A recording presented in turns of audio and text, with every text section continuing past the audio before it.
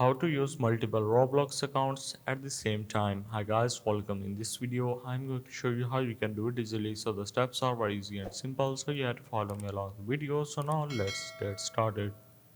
So first of all, there are some features in Android itself to clone the application. So let me show you first.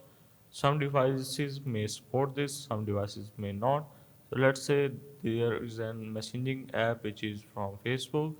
I can simply click on this app clone, which is in built Android feature, and this will clone my messenger app.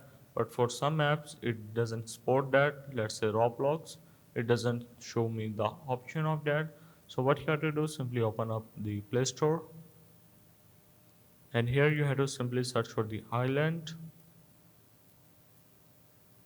Once you have searched for that, you have to go for this island which is showing these two icebergs. So simply download this. So once you have installed this app, you have to simply open this up. So what it will does, it will clone the application of the Roblox. So simply start by accepting it, accept and continue.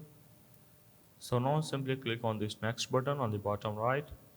Go to this mainland which is on the middle, and now simply search for the Roblox. So now you have to simply go for the Roblox. Simply scroll down and you will gonna get the Roblox from here.